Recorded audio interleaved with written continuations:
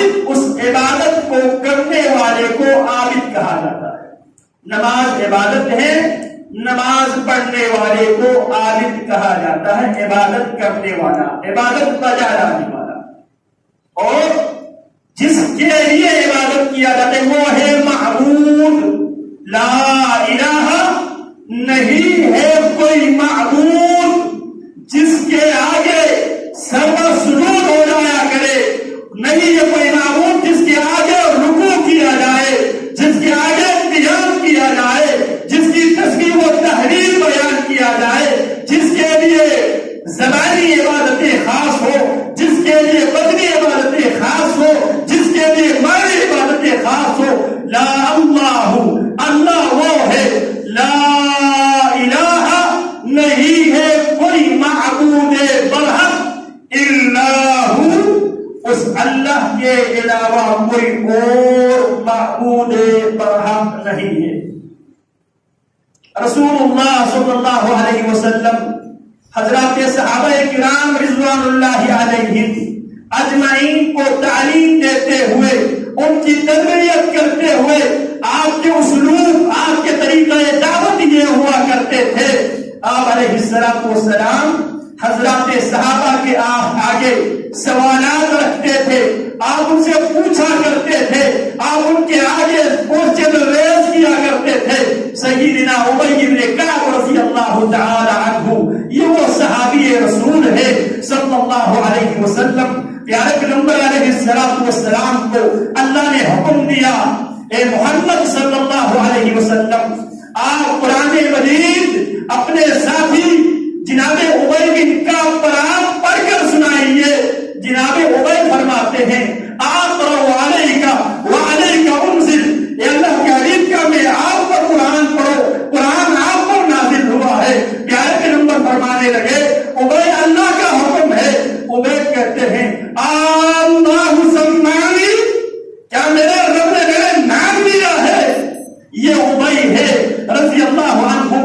پیارے پیغمبر نے اپنی زندگی میں 4 صحابہ کرام سے قرآن مجید پڑھنے کا حضرات صحابہ کو حکم دیا تھا. استقرأوا القرآن من 4 صحابہ سے قرآن پڑھ لیا کرو. من عبد اللہ بن مسعود وابی بن کعب وزید بن ثابت وابی حذیفہ وسالم مولى ابی حذیفہ. پیارے پیغمبر فرماتے ہیں ان 4 افراد سے قرآن کی تعلیم، قرآن کی قرات، قرآن کی تفسیر پڑھ لیا کرو. عبداللہ بن مسعود، ابی بن کعب، زید بن ثابت، سالم مولى ابی حذیفہ رضی اللہ تعالی عنہ. یہ ابی پیارے پیغمبر علیہ السلام کے ساتھ مسجد نبوی میں تھے. پیارے پیغمبر ابی سے سوال کرتے ہیں یا ابا المنذر ای آیت من کتاب اللہ معک اعظم. ابا المنذر، مجھے ذرا بتائیں گے جس قرآن کے آپ حافظ ہیں، جس قرآن کے آپ عالم ہیں، آپ کے پاس موجود قرآن مجید کی آیتوں میں سے سب سے بڑی آیت کون سی ہے؟ پہلی فرصت میں جناب ابی بن کعب جواب دیتے اللہ ورسولہ اعلم، اللہ اس کے رسول بہتر جانتے ہیں. پھر رسول اللہ پھر سوال دہراتے ہیں یا ابا المنذر ای آیت من کتاب اللہ معک اعظم. ابا المنذر، آپ کے پاس قرآن مجید کی آیتوں میں سے کون سی آیت سب سے بڑی آیت ہے؟ جناب ابی جواب دیتے ہیں قلت اللہ لا الہ الا هو الحی القیوم. میں نے کہا اللہ کے حبیب میرے اللہ کے سائروں کے مطابق سب سے بڑی آیت یہ ہے، فضیلت کے اعتبار سے سب سے بڑی آیت کی بات ہو رہی ہے. الفاظ کے اعتبار سے قرآن مجید کی سب سے بڑی آیت سورہ بقرہ کی آیت نمبر 282 نمبر کی آیت ہے. الفاظ کے اعتبار سے قرآن مجید کی سب سے بڑی آیت سورۃ البقرہ آیت نمبر 282، جسے آیت الدین کہا جاتا ہے. دینی آیت الدین، جس میں انسانی معاملات کو اللہ رب العالمین نے ڈسکس کیا ہے. انسانی معاملات کے آداب، اصول، قاعدے اور ضابطے بیان کیا ہے، اسے آیت الدین کہا جاتا ہے۔ الفاظ کے اعتبار سے سب سے بڑی آیت آیت الدین 282 نمبر کی سورہ بقرہ کی آیت۔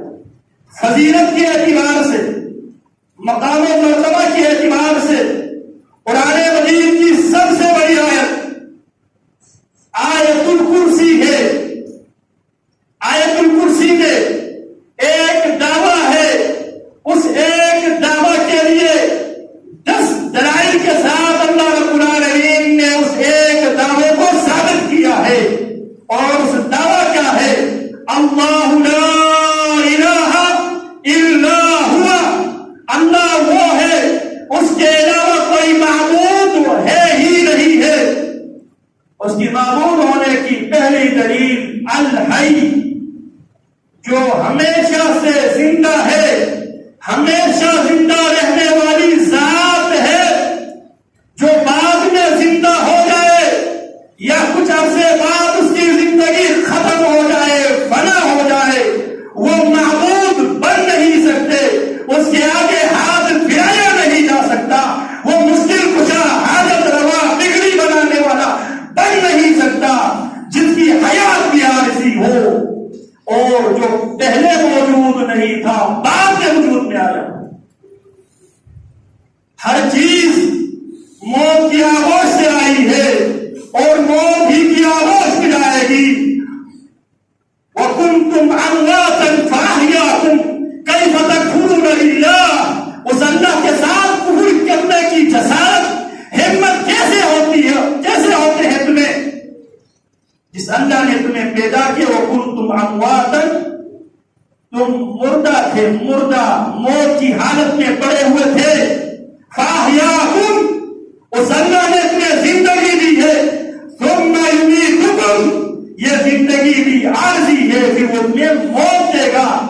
ثُمَّ إِلَيْهِ تُحْشَرُونَ، موت کے بعد تمہیں اسی اللہ کے آگے جمع کیا جائے گا۔ مِنْهَا خَلَقْنَاكُمْ وَفِيهَا نُعِيدُكُمْ وَمِنْهَا نُخْرِجُكُمْ تَارَةً أُخْرَىٰ، اسی مٹی سے، اسی خاک سے ہم نے تمہیں پیدا کیا۔ وَفِيهَا نُعِيدُكُمْ، اسی میں ہم تمہیں دوبارہ لوٹائیں گے۔ وَمِنْهَا نُخْرِجُكُمْ تَارَةً أُخْرَىٰ، اسی مٹی سے ایک بار پھر ہم تمہیں زندہ کریں گے۔ قرآن مجید میں 3 کل ہے، جسے کلیات ثلاثہ کہا جاتا ہے۔ کل من علیہا فان ویبقى وجہ ربک ذو الجلال والإکرام، کل نفس ذائقۃ الموت وإنما توفون أجورکم فمن زحزح عن النار وأدخل الجنة فقد فاز وما الحياة الدنيا إلا متاع الغرور، كل شيء هالك إلا وجهه كل نفس ذائقة الموت۔ پہلا کل، کلیات ثلاثہ، کل نفس ذائقۃ الموت، ہر نفس نے موت کا ذائقہ چکھنا ہے۔